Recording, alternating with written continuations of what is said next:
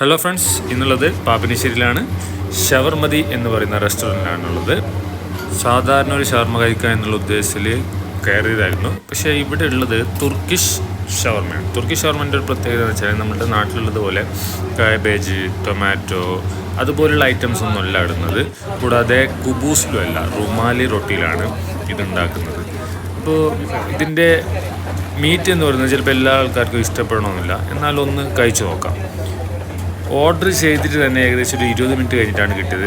അത്യാവശ്യം നല്ല തിരക്കുണ്ട്, ഒരുപാട് നല്ല മെനു ആണ്.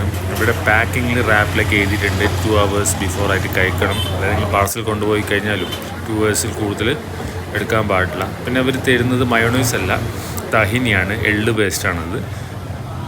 എന്തായാലും നല്ലൊരു ടേസ്റ്റുള്ള ഒരു ഷവർമയായിരുന്നു. സാധാരണ നമ്മുടെ നാട്ടിലൊക്കെ ഉള്ള പോലെ കുബൂസിലുള്ള ഷവർമയിൽ നിന്നും വളരെ വ്യത്യസ്തമാണ് ഈ ഷവർമ. അപ്പോൾ ലൊക്കേഷൻ മറക്കണ്ട, പാപ്പിനിശ്ശേരി.